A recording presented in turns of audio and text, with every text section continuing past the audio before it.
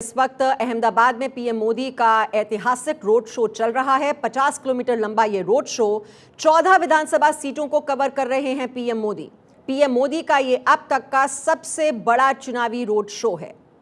तो अहमदाबाद में ये ऐतिहासिक रोड शो, और आप देख रहे हैं जैसे जैसे प्रधानमंत्री मोदी का काफिला आगे बढ़ रहा है, वहां पर उनका अभिवादन करने के लिए, उनका स्वागत करने के लिए गुजरात के लोग, बीजेपी के कार्यकर्ता वहां पर उनका इंतजार करते हुए बेहद उत्साहित नजर आ रहे हैं और वो हाथ हिलाकर बार बार लोगों का अभिवादन स्वीकार कर रहे हैं।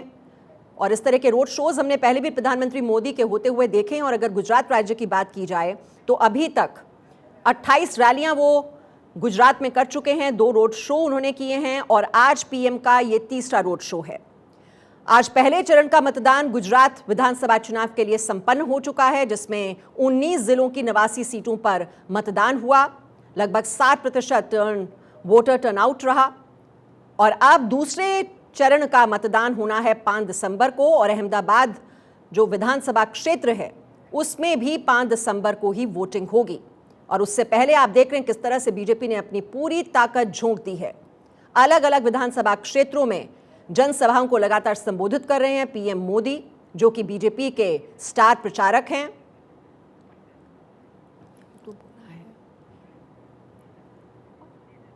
और इस वक्त हम ज्यादा जानकारी ले लेते हैं। हमारे सहयोगी मनीष देसाई इस वक्त हमारे साथ हैं। मनीष, अब ये काफिला कहां तक पहुंच चुका है? देखिए, ये काफिला जो है वो जल्द ही अपने मंजिल की तरफ बढ़ रहा है, बहुत तेजी से आगे बढ़ रहा है और गांधीनगर पहुंचने की तरफ आगे बढ़ रहा है। अनुमान ये लगाया जा रहा है कि अगले 10 से 15 मिनट में प्रधानमंत्री मोदी जो है वो गांधीनगर दक्षिण की सीट तक पहुंच जाएंगे। जी, एक बार हम दर्शकों को बता देते हैं और जिन सीटों से गुजर रहा है ये पीएम मोदी का काफिला। नरोड़ा से देखिए इसकी शुरुआत हुई, और जैसा कि मनीष बता रहे थे कि हालांकि इस पुष्पांजलि यात्रा की शुरुआत लगभग 3:30 बजे के आसपास होनी थी, लेकिन इसमें 2 घंटे का विलंब हुआ। 5:30 के आसपास पीएम मोदी ने पुष्पांजलि यात्रा की शुरुआत की नरोड़ा से, और ठक्कर, बापानगर, बापूनगर, निकोल, अमराईवाड़ी, मणिनगर, दाड़ी, लिमडा, जमालपुर, खाड़िया, एलिस ब्रिज, वेजलपुर, घाटलोडिया से होते हुए ये अब काफिला आगे बढ़ रहा है। और उसका जो अंतिम पड़ाव है वो है गांधीनगर दक्षिण। तो कुल मिलाकर अहमदाबाद की लगभग 13 विधानसभा सीटें हैं और गांधीनगर की 1 सीट जो कवर कर रहे हैं प्रधानमंत्री नरेंद्र मोदी इस मेगा शो के जरिए। तो 27 साल का शासन रहा है और लगातार सत्ता पर काबिज रही है बीजेपी, और इस बार भी कोई कोर कसर नहीं छोड़ी जा रही है। जब से चुनावों की तारीखों का ऐलान हुआ है और उससे पहले ही प्रधानमंत्री मोदी ने यहां पर लगातार ताबड़तोड़ दौरे करने शुरू कर दिए थे, जिसमें गुजरात वासियों को उन्होंने कई सौगातें दी, कई परियोजनाओं का शिलान्यास किया, उद्घाटन किया। और ये आप देख रहे हैं अहमदाबाद में इस वक्त पीएम मोदी का मेगा रोड शो। और जिस तरह से लोगों के बीच जो उत्साह आप देख रहे हैं, जोश से भरपूर बीजेपी कार्यकर्ता उनका इंतजार करते हुए, और ये प्रधानमंत्री मोदी का भी तरीका है कि जो कार्यकर्ता हैं उनमें लगातार जोश भरते रहिए, आगे बढ़ते रहिए। और जो बीजेपी का जो वर्किंग स्टाइल है, जो उसकी इलेक्शन मशीनरी होती है, वो लगातार एक्टिवेटेड रहती है। ऐसा नहीं है कि वो कुछ दिनों की बात होती है, क्योंकि प्रधानमंत्री मोदी ने अपने चुनाव प्रचार की शुरुआत 6 नवंबर को की थी, और तभी से हम देख रहे हैं अलग अलग विधानसभा क्षेत्रों में वो लगातार जनसभाओं को संबोधित कर रहे हैं। एक एक दिन में लगभग 3-3, 4-4 रैलियां उनकी हो रही हैं। अब हाल फिलहाल में इसमें एक और तेजी देखी जा रही है। और अगर हम वहां पर विपक्ष की बात करें, गुजरात में जो मुख्य मुकाबला है वो बीजेपी वर्सेस कांग्रेस का ही रहा है, लेकिन कांग्रेस कह रही है कि उन्होंने इस बार अपनी स्ट्रैटेजी में बदलाव किया है। उनकी ओर से साइलेंट कैंपेनिंग हो रही है, डोर टू डोर कैंपेनिंग पर वो ज्यादा जोर दे रहे हैं। लेकिन दूसरी ओर जब हम बीजेपी की ये चुनाव प्रचार का जो फंक्शनिंग है, उसके जो स्टाइल देखते हैं, तो देखते हैं कि वो पूरी तरह से प्रधानमंत्री नरेंद्र मोदी से लेकर गृह मंत्री अमित शाह, जितने भी बीजेपी के बड़े बड़े दिग्गज हैं, चाहे वो बीजेपी के राष्ट्रीय अध्यक्ष जेपी नड्डा हों, बीजेपी शासित राज्यों के मुख्यमंत्री चाहे वो हेमंत बिस्व शर्मा हों, योगी आदित्यनाथ हों, वो लगातार कई रैलियों को एक ही दिन में संबोधित कर रहे हैं। तो लगातार गुजरात सरकार की जो कामयाबियां रही हैं, जो उपलब्धियां रही हैं, वो कहीं ना कहीं लोगों के बीच लेकर जाने की कोशिश और एक बार फिर से अपने विजय रथ को आगे बढ़ाने की कोशिश कर रही है बीजेपी। ये एक नॉर्मल बात नहीं कही जा सकती कि गुजरात जैसे राज्य में लगातार जो एंटी इनकम्बेंसी फैक्टर है वो वहां पर कामयाब होता हुआ दिखाई नहीं दे रहा है। आमतौर पर हम किसी भी राज्य में देखते हैं 5 साल के बाद जो वोटर फिटीग आ जाती है, लोग हमेशा बदलाव की ओर देखते हैं, दूसरी पार्टी को मौका देते हैं, या कम से कम 10 साल के बाद तो एक परिवर्तन देखने को मिलता ही है। लेकिन गुजरात ऐसा राज्य जहां बार बार बीजेपी पर भरोसा जताती रही है गुजरात की जनता, ये एक बहुत बड़ी बात है। और ये गृह राज्य है प्रधानमंत्री नरेंद्र मोदी का, जहां पर उन्होंने बागडोर संभाली कई सालों तक, और जो गृह मंत्री अमित शाह हैं वो भी इसी राज्य से आते हैं। और ऐसे में बीजेपी के स्टेक्स बहुत हाई हैं और कोशिश ये है कि इस बार बहुत ही धमाकेदार जीत होनी चाहिए। 1985 में 149 सीटें हासिल की थीं, यह कांग्रेस का सबसे बेहतरीन प्रदर्शन रहा था। और बीजेपी की अगर शानदार प्रदर्शन की बात की जाए तो 2002 में सबसे अच्छा प्रदर्शन, जिसमें 127 सीटों पर कामयाबी हासिल की थी बीजेपी ने। लेकिन इस बार जो टारगेट है वो 150 सीटों के पार बता रही है बीजेपी। ये नया टारगेट सेट किया गया है बीजेपी की ओर से कि जीत का जो अंतर है वो बहुत ज्यादा होना चाहिए और धमाकेदार और दमदार जीत दर्ज करनी है गुजरात में। मनीष देसाई हमारे साथ हैं। मनीष, एक तरह से लोकसभा चुनाव की रिहर्सल के तौर पर देखा जा रहा है गुजरात के विधानसभा चुनाव को, यह महज एक राज्य के चुनाव नहीं है।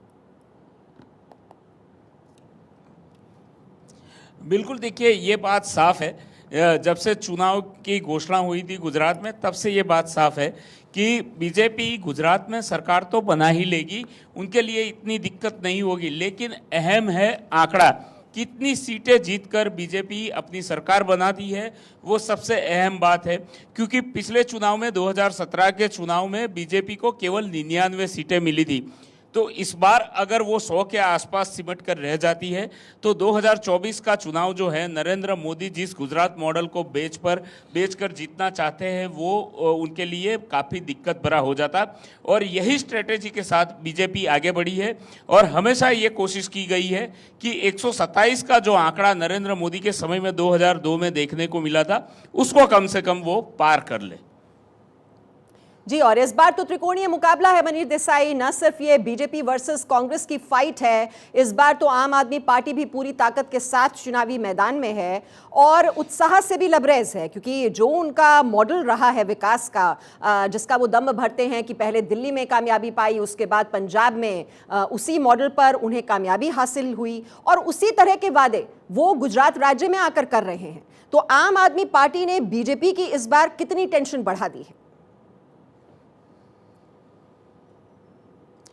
देखिए, शुरू में बीजेपी को लग रहा था कि आम आदमी पार्टी इतना नुकसान नहीं करेगी उनका, जितना कि वो शोर मचा रही है। और अगर वो करती है नुकसान तो वो नुकसान कांग्रेस का होगा, बीजेपी का इतना नुकसान नहीं होगा। और शुरू में बीजेपी के कई नेता यहाँ ये कह रहे थे कि आम आदमी पार्टी कितना भी जोर लगा दे उनका कुछ होने वाला नहीं है, एक भी उम्मीदवार उनका जीतकर नहीं आ सकता। लेकिन जैसे जैसे प्रचार जोर पकड़ता गया, केजरीवाल की यहाँ पर एक तरह से कई रैलियाँ होती रही, प्रचार जो है वो जोरों पर रहा, तो उसके बाद अब ये नतीजा निकल कर आ रहा है कि भले ही 2, 4, 5 सीटें जीत ले, लेकिन आम आदमी पार्टी इससे आगे नहीं बढ़ सकती। तो ये परसेप्शन निकल के आया, जो जीरो दिखा रही थी आम आदमी पार्टी, वो शायद 2, 4, 5 सीटें जीत ले तो इससे बीजेपी को ज़्यादा फर्क नहीं दिख रहा है, ऐसे बीजेपी मान रही है। जी, एक कांग्रेस का जो विनिंग फॉर्मूला रहा था 1985 में मनीष, वो जो है खाम फैक्टर रहा था। और अब हम अगर फॉर्मूले की बात की जाए जो आम आदमी पार्टी अपना रही है, तो इसमें लगभग वही ये फॉर्मूला है। बस इसमें अगर हम जोड़ दें पाटीदारों को, तो पाटीदारों को भी अपनी ओर आकर्षित करने की, लुभाने की कोशिश आम आदमी पार्टी कर रही है। लेकिन उसमें इसे कितनी कामयाबी हासिल होती हुई दिखाई दे रही है? देखिए, पाटीदार जो है वो बहुत बटा हुआ समाज इस बार दिख रहा है।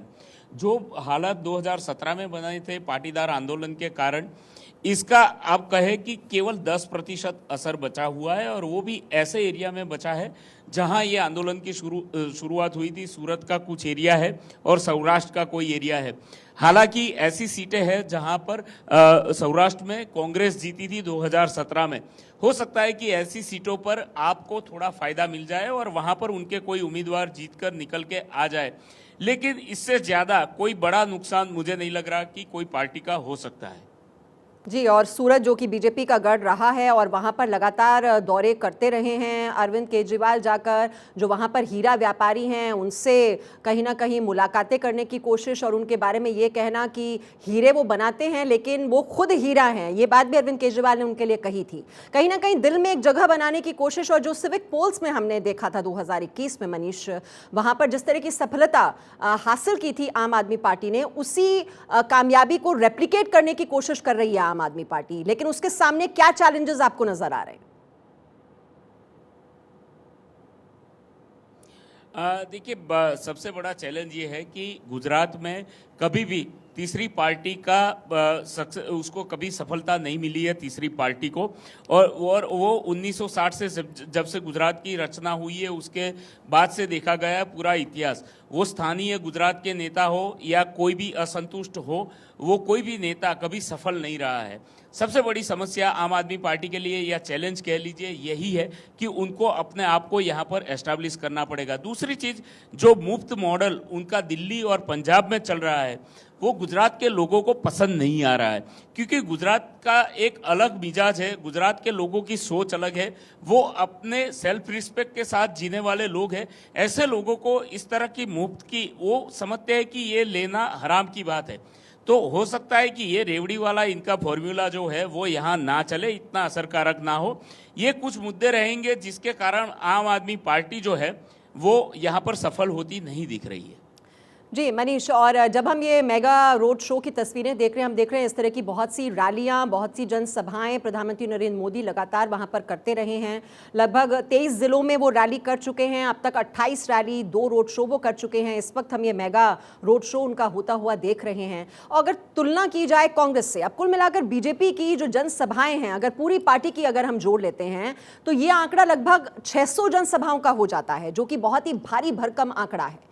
और उसकी तुलना जब हम कांग्रेस से करते हैं तो कांग्रेस के कोई बड़े दिग्गज यहां पर चुनाव प्रचार के लिए नहीं आए। राहुल गांधी लगातार दूरी बनाकर रखे रहे और बस 1-2 जनसभा उन्होंने आकर सूरत राजकोट में कर दी, उसके बाद वो वापस नहीं आए, अपनी भारत जोड़ो यात्रा वो चला रहे हैं। और भी कोई बड़े दिग्गज नहीं आए, थोड़ी बहुत रैलियां हो रही हैं। तो कांग्रेस के नेताओं से जब आप बात करते हैं, इसके पीछे आखिरकार सोच क्या है? चुनाव प्रचार से इतनी दूरी बनाकर रखना, इसके पीछे क्या मानसिकता है? देखिए, भाजपा की अगर बात करें तो भाजपा ने कारपेट बॉम्बिंग पहली बार इतनी भारी मात्रा में किया है कि जहां पर पूरा केंद्रीय और राज्य का नेतृत्व ग्राउंड पर उतरा है। कांग्रेस की बात करें तो कांग्रेस हमेशा से ही बैकफुट पर रही है, लेकिन इस बार उन्होंने स्ट्रेटेजी बदली थी। उनकी सोच ये थी कि हम डोर टू डोर कैंपेन करते हैं, लोगों तक प्रचार करते हैं, और जो कार्यकर्ता कांग्रेस का एक तरह से कहे कि इनएक्टिव हो गया है उसको फिर से जगाए। ये शायद कांग्रेस की स्ट्रेटेजी रही थी और कई हद तक सफल भी रही थी। जहां तक राहुल गांधी का सवाल है, राहुल गांधी अपनी यात्रा के बहाने गुजरात चुनाव से बचते दिखे। ना ही केवल राहुल गांधी बल्कि सोनिया और प्रियंका गांधी में से भी कोई नहीं दिखा यहाँ पर, जबकि 2017 के चुनाव में पूरा परिवार यहाँ पर उतरकर आ गया था और कई रैलियां भी की थी। लेकिन इस बार कांग्रेस सही में अपनी स्ट्रेटेजी को अगर आगे बढ़ाना चाहती थी और इसी के अगर हिस्से रूप अगर ये नहीं यहाँ पहुंचे हैं तो ये माना जा सकता है कि कांग्रेस अपनी स्ट्रेटेजी को ग्राउंड पर उतारने में शायद सफल रही हो। लेकिन राहुल गांधी के आने का फायदा कितना मिलता है या नुकसान कितना होगा वो पार्टी ही तय कर सकती है, और शायद यही वजह रही है जिसके कारण ये परिवार पूरा जो है गांधी परिवार वो दूर रहा है। जी, और पिछली बार अशोक गहलोत यहाँ के इंचार्ज थे, वो भी बहुत ही एक्टिव मोड में नजर आ रहे थे, अहमद पटेल भी थे। क्या इन नेताओं की भी कमी खल रही है ग्राउंड पर? देखिए, अशोक गहलोत तो लगातार यहाँ पर आते रहे हैं और जो इनका मैनिफेस्टो है कांग्रेस का, उसमें कहीं ना कहीं आपको छोटी मोटी झलक राजस्थान मॉडल की दिख रही है। और यही अशोक गहलोत की एक तरह से कहे कि सफलता रही है। जो मॉडल उन्होंने राजस्थान में सफल किया है उसे वो गुजरात में बेचने की कोशिश कर रहे थे। लेकिन इसके अलावा अहमद पटेल क्योंकि इतने वरिष्ठ नेता थे, इतने वर्षों से कांग्रेस के साथ जुड़े हुए थे, तो उनकी कमी खलना तो बहुत अहम है, लाजमी है। और जो बड़े नेता है, सीनियर नेता है कांग्रेस के, उनको एक तरह से कहे कि साइडलाइन किया गया था। यहाँ प्रचार का पूरा कार्य जो है वो केंद्रीय नेताओं ने संभाला था, जो राजस्थान से आते थे, दिल्ली से आते थे, उन्होंने ही संभाल के रखा था पूरा प्रचार कैंपेन जो है। क्योंकि हर बार ये होता था कि कांग्रेस टिकटों के बंटवारे के पहले काफ़ी संगठित दिखती थी, लेकिन जैसे ही टिकटों के बंटवारे होते थे, अलग अलग गुट में कांग्रेस बटी दिख जाती थी। ये इस तरह से गुटबाजी ना हो, उसका भी इस बार ध्यान रखा गया है, और यही वजह है कि जिसके कारण सीधे केंद्र से या राजस्थान से अशोक गहलोत जैसे नेता यहाँ आए और उन्होंने प्रचार की कमान संभाली। जी, और संकल्प पत्र की अगर हम बात कर लेते हैं मनीष, तो इस बार जो युवा हैं और जो रोजगार की बात कही गई है बीजेपी की तरफ से, महिलाओं को काफ़ी तवज्जो दी गई है, साइकिल स्कूटी की बात करना, साथ ही साथ उनके लिए रोजगार की बात करना, तो उस तबके को तो आकर्षित करने की कोशिश की ही है पार्टी ने। लेकिन इसके अलावा पहली बार एंटी रेडिकल सेल बनाने की जो बात कही गई है और यूनिफॉर्म सिविल कोड, ये जो थोड़े राष्ट्रीय मुद्दों को जब ये पार्टी उठाती है, वो जानते हैं कि इसका असर जो है वो पॉजिटिव होता है, लेकिन आप वहां पर लोगों से बात करते रहते हैं, तो ये जब राष्ट्रीय मुद्दे उठाते हैं विधानसभा चुनाव में, लोगों की क्या राय होती है इसको लेकर? क्या विधानसभा चुनाव के जो मुद्दे हैं वो उठने चाहिए? राष्ट्रीय मुद्दों से भी वो इतने प्रभावित हो जाते हैं? लोगों की नब्ज टटोलने की आपने जरूर कोशिश की होगी। देखिए, मैं आपको एक चीज बताऊं कि गुजरात का चुनाव जो है वो राष्ट्रीय मुद्दे या स्थानिक मुद्दों या जातिगत समीकरण पर कभी नहीं लड़ा गया। मतलब पिछले 20-22 वर्षों की बात की जाए तो नरेंद्र मोदी के आने के बाद पूरा जो चुनावी माहौल है वो बदल गया। एक एजेंडा रहता था, एक नाम रहता था नरेंद्र मोदी, और उनके नाम पर 2002 से अब तक बीजेपी चुनाव जीतती आई, और ये सफल फॉर्मूला रहा है नरेंद्र मोदी के नाम को एनकेश करने का। इस बार के चुनाव की अगर बात करें, राष्ट्रीय मुद्दों की अगर बात करें, तो 370 का मुद्दा हो, राष्ट्रीय सुरक्षा, समान नागरिक जो कानून है उसकी बात हो, तो ये सारे मुद्दे ऐसे हैं जो नरेंद्र मोदी के प्रधानमंत्री बनने के बाद अमल में आए हैं, और इसको जोर शोर से भाजपा ने गुजरात में बेचा है। लोगों ने उसे खरीदा भी है, लोगों को पसंद आए इस तरह के मुद्दे। तो ये सीधे मुद्दे हैं जो हर आदमी को टच कर रहा है, और क्योंकि गुजरात से लोग जो है वो कश्मीर घूमने जाने वालों की संख्या में सबसे ज़्यादा टूरिस्ट अगर कोई है तो वो गुजरात है। तो गुजरात के लोगों के लिए कश्मीर का पूरा खुल जाना, एक तरह से कहे कि लिबर्टी मिल जाना, 370 का हटना बहुत अहम मुद्दा है, और इसको लोगों को पसंद भी आ रहा है।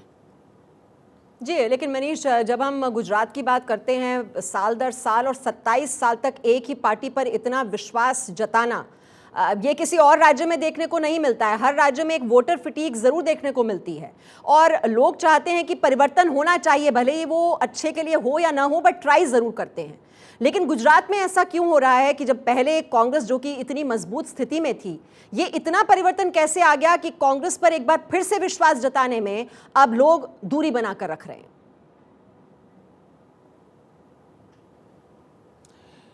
देखिए, बड़ी लंबी चर्चा का विषय जो आपने सवाल पूछा है, क्योंकि सबसे पहला सवाल तो ये है कि कांग्रेस में बहुत भारी मात्रा में गुटबाजी हो चुकी है। गुजरात में कई नेताओं पर पर्सनल एलिगेशन लग चुके हैं, इनके ऊपर करप्शन से लेकर कई चार्जेस लग चुके हैं, और पूरी जो केंद्रीय कांग्रेस की छवि है वो धीरे धीरे खत्म होती दिख रही है। और ये सबसे बड़ा मुद्दा है बीजेपी के लिए भी कि ये कांग्रेस जो है अब बची नहीं है। और जो एक तरह से कहे कि स्लोगन दिया गया था नरेंद्र मोदी की तरफ से, कांग्रेस मुक्त भारत का, तो उसको कहीं ना कहीं कांग्रेस ने एक अलग तरीके से ले लिया है, और वो उससे बचने की कोशिश करती हुई हर जगह दिख रही है, और इसके कारण वो कई जगह पर बैकफुट पर खेलती हुई दिख रही है। और यही वजह है जिसके कारण गुजरात में कांग्रेस को आम आदमी पसंद नहीं कर पा रहा है, अभी भी वो स्वीकार्य नहीं है। इसके साथ साथ अगर देखें तो भाजपा में नरेंद्र मोदी का कद इतना बढ़ गया, वो प्रधानमंत्री तक बन गए। साथ ही अमित शाह जैसा नेता जो गुजरात से ही निकल के आया है और केंद्र में गृह मंत्री की कुर्सी पर बैठे हुए हैं, तो ये दो बड़े नाम जो गुजरात से गए हैं और केंद्र की राजनीति में बैठे हैं, तो उनको स्वीकारना, उनके साथ करना, और एक हमेशा से ये लोगों के मन में रहा है कि जहां केंद्र में जिस पार्टी की सरकार हो, अगर वही राज्य में सरकार चलाती है तो इसके कारण राज्य के विकास को बहुत तेजी मिल सकती है। और यही एक सबसे बड़ी वजह हो सकती है जिसके कारण लोग अभी तक कांग्रेस को स्वीकार नहीं कर पा रहे हैं। जी, तो कुल मिलाकर आप ये कह रहे हैं मनीष कि मुद्दे हैं, ऐसा नहीं है, लोगों को परेशानियां भी हैं, बेरोजगारी भी है, महंगाई भी है, लोग उसकी चर्चा भी करते हैं, लेकिन जब वो वोटिंग बूथ तक पहुंचते हैं तो फिर प्रधानमंत्री मोदी का जो चेहरा है वो उनके जहन में आ जाता है, वो हावी हो जाता है और वो फिर उस पार्टी पर बटन दबा देते हैं। बिल्कुल यही वजह है और यही हो रहा है क्योंकि नरेंद्र मोदी का चेहरा जैसे ही, और यही वजह है कि लगातार नरेंद्र मोदी गुजरात की मुलाकात करते रहे, इतनी सारी जगहों पर वो सभा करते रहे, क्योंकि लोगों के जहन में जो नरेंद्र मोदी का नाम है वो एक अलग ही छवि वाला नरेंद्र मोदी है लोगों के मन में, और उसे ही बीजेपी हो या नरेंद्र मोदी स्वयं हो, इसे ही लेकर आगे बढ़ रही है। और यही गुजरात के चुनाव का सबसे बड़ा चेहरा कहे या मुद्दा कहे, नरेंद्र मोदी एक नाम है। और पिछले चुनाव में मनीष जो सबसे बड़ा मुद्दा था वो पाटीदारों का आंदोलन चल रहा था जो उस वक्त चरम पर था, और उसके जो सबसे मजबूत चेहरे थे हार्दिक पटेल जो उस पूरे एजिटेशन को लीड कर रहे थे, अब हार्दिक पटेल खुद अब बीजेपी में आ चुके हैं, तो कोई ऐसा फैक्टर नजर नहीं आ रहा जो काट कर सकता है बीजेपी के इस विजय रथ की?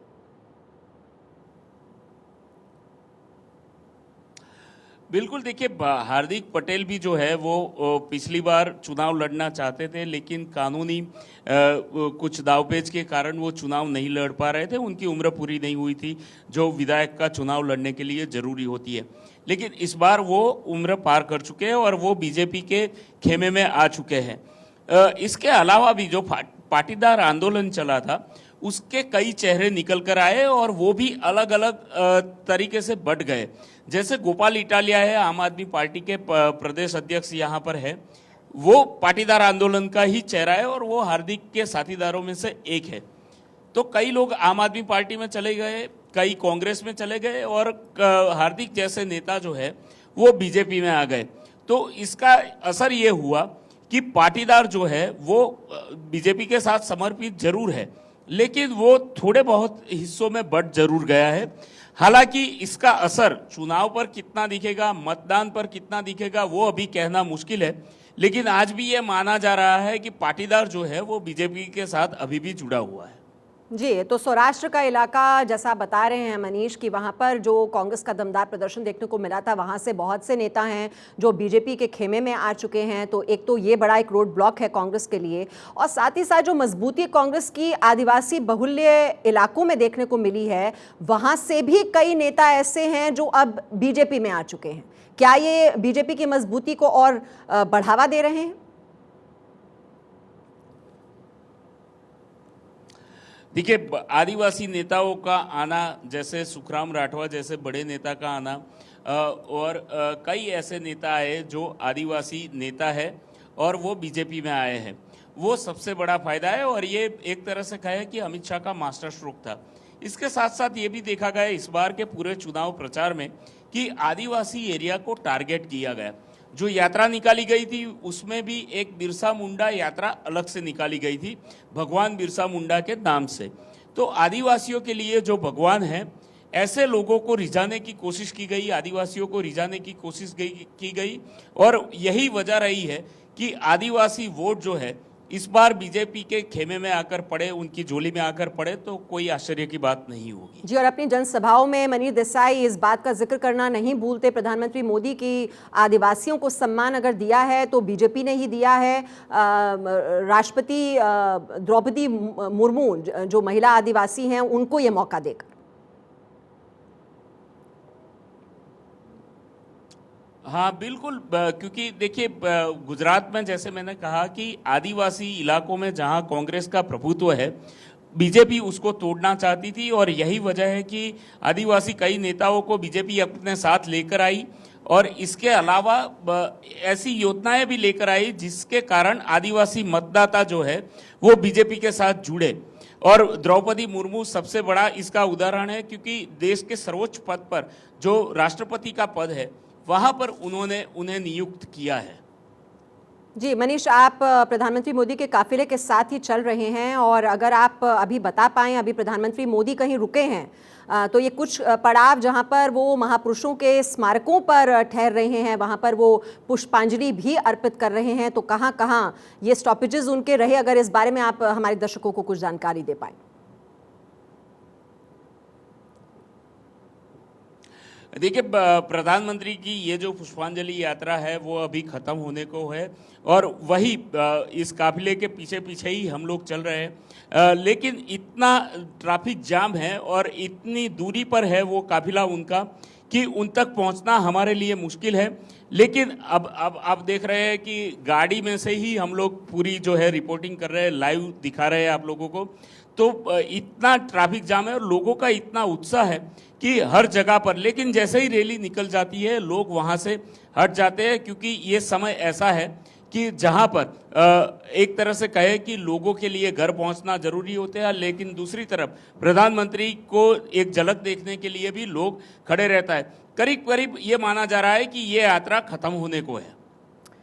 जी, लगातार ये तस्वीरें हम अपने दर्शकों को पहुंचा रहे हैं और अलग अलग कैमरों के जरिए जो प्रधानमंत्री मोदी का काफिला जैसे जैसे इस रूट पर आगे बढ़ रहा है, जैसा हमने आपको बताया, ये 50 किलोमीटर लंबी ये यात्रा, पुष्पांजलि यात्रा इसे नाम दिया गया है और ये अब तक का सबसे लंबा रोड शो प्रधानमंत्री नरेंद्र मोदी का, ये ऐतिहासिक रोड शो आप कह सकते हैं, आप इसे शक्ति प्रदर्शन भी कह सकते हैं, क्योंकि जिस इलाके से होकर ये गुजर रहा है, 13 विधानसभा सीटें अहमदाबाद की और एक गांधीनगर सीट को कवर कर रहे हैं इस मेगा शो के दौरान प्रधानमंत्री मोदी। वो तस्वीरें भी हमने आपको दिखाई किस तरह से कुछ देर के लिए काफिला रुक गया था। जब एम्बुलेंस वहां से गुजर रही थी तो एम्बुलेंस को रास्ता देने के लिए ये काफिला कुछ देर के लिए रुका था, उसके बाद ये काफिला आगे बढ़ते हुए, और आप सड़क के किनारे देख रहे हैं अब इस वक्त 8:30 बजे हुए हैं और रात के वक्त में भी किस तरह से बेताबी से इंतजार कर रहे हैं प्रधानमंत्री मोदी के आगमन का, ताकि वो उनकी एक झलक पा सके।